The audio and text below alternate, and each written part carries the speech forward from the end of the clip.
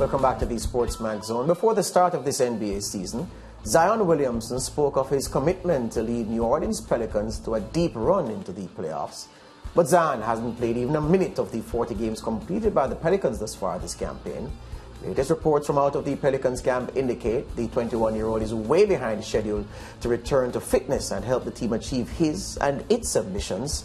There are other reports which say the #1 draft pick from 2019 is developing a reputation for rank immaturity, gaining lumps of weight, skipping rehab sessions, and even falling asleep in film study sessions. While he struggles to get back to fitness, the Pelicans are third from bottom in the Western Conference, winning only 14 of their 40 games. A word of caution, though, for Zion Williamson. Other youngsters like himself have frittered away their talent. Names such as Sam Bowie and Greg Oden spring readily to mind. Joining us to discuss whether Zion Williamson can exit the taxi taking him along this path to destruction is our NBA expert, Alister Albert. Alister, welcome back to the SportsMax Zone. Hi there, good evening, guys. Thanks for having me as usual. Good. The tone of my introduction, Alister, will leave no one in any doubt about the seriousness of this segment and our concern for one of the biggest talents in the NBA. Based on what you have been reading and you would have been hearing and seeing, Alister, Zion Williamson, will he make it? The road to prosperity in New Orleans will not be running through Zion or to Zion or through Zion. It's really unfortunate because, you know, this is a guy who came in from Duke, of course, #1 overall pick, lots of potential, lots of hype, signed massive endorsement deals before he even played a game in the NBA, and his skill and everything that he showed before he even played kind of justified that. And then he came on the court and he produced for the few games that he's played. But of course, the reason why we're talking here tonight is because of the lack of games he's played. Only playing 85 games out of a possible 184 in his career so far. And like you say, it's all of these reports that have been coming out, and they're all alleged. We don't know how true they are. But if these whispers are true, it's really disappointing to hear about the whole stuffing down whole pizzas and high sugar drinks, sleeping in film classes, missing rehabilitation workouts, etc. And it definitely sounds like an immaturity issue. And if he continues along this path, you know, I'm a bit afraid for his career, firstly, and, you know, far less, you know, what he's going to be with the Pelicans. So, you know, hopefully he could get it turned around and have some veterans in his ear, some retired veterans probably come out and counsel him, because it seems like he needs a lot of guidance, and probably too much hype has gone to his head and it's messing him up right now. LeBron, I said LeBron. Alister, I mentioned two names in the build-up to the segment. I mentioned Sam Bowie and Greg Oden. Now, Sam Bowie is the butt of too many jokes to mention in rap lyrics, in pop culture in the USA. When he was drafted in that famous class of 1984, the NBA wasn't yet a global game. The untold riches that so many have enjoyed wasn't a reality for many of who were drafted in 84 and who were slugging it out already in the NBA at that time.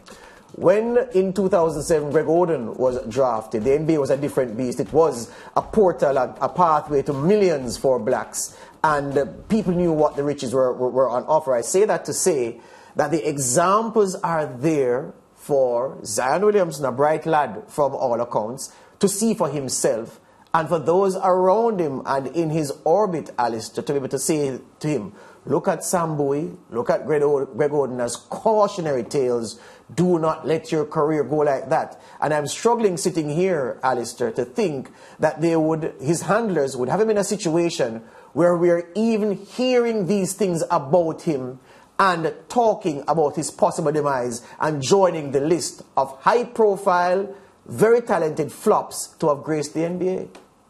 The problem is the evolution of growth of human beings. I think when you get to that point of 18, 19, 20, and you start making your own money and everything, you think you're invincible. And I think that's what's happened in Zion. You know, from the moment before he even entered Duke, from 2016 to 2018, his high school career, he was hyped. He was on national TV. He was getting everything he wanted, basically. Even a couple of discussions and reports about some scandals about taking money which he wasn't supposed to.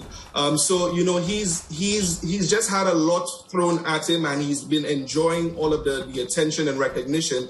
And, you know, when he came on screen, he's such a likable guy. He seems like a very humble guy, but you know, it seems like behind the scenes, maybe some of it is going into his head because, and like I mentioned earlier on, some of that invincibility complex, thinking that, you know, I'm young, I'm going to get over this, you know, I'm the star of this franchise, you know, they have to wait for me, I got to do what I'll do what I need to do on my own time. You know, it's really not, you know, to his benefit, it's really to his detriment at this moment. And it's a shame that, you know, he's come onto a team that is not laden with veterans, like really seasoned veterans who have won or have gone really far in terms of championships. And I think, you know, he just lacks that example on the team to really push him. And, you know, I think that's kind of adding on to his issue and compounding the problems for them. You know, Alister, I'm listening to that and I'm thinking about it from Zion's perspective. A young superstar in the making, you know, dealt with his foot injury, and he feels as if he's been taken out of the game that he loves. What if it's the fact of not getting to do what he loves because of injury that's getting to him, and not the fact that he thinks, you know, he's bigger than the game or he's a superstar and whatnot? And maybe that is what has led him to this position. Well, I think that's a really good point, Mariah. You know, in terms of bringing up that, individualistic look from his perspective, you know, he's probably a little bit depressed. You know, he's stress eating maybe and that sort of thing. Yeah. And it's probably adding to that. So, you know, I think that's a good point raised. And, you know, in this day and age where we now are very more receptive to listening to athletes about mental health and everything that they go through, you know, this is another factor that probably needs to be taken into account.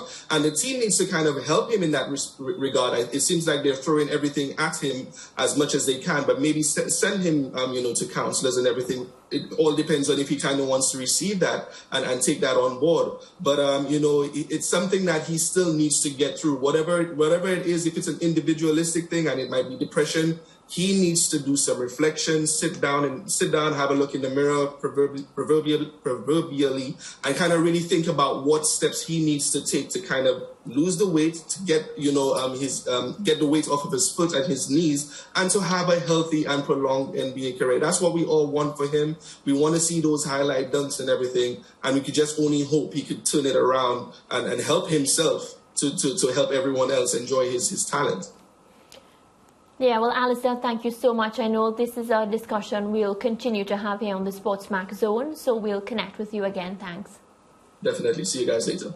Talk soon. Well, still to come on the SportsMax Zone, we'll link with our team at the Stadium East Field in Jamaica as we get the details from the Manning Cup semi-finals today. We'll also have updates from football in England, but next we're remembering Trinidad and Tobago 400-meter athlete Dion Lendo. President of the Trinidad and Tobago Olympic Committee, Brian Lewis, will join us next.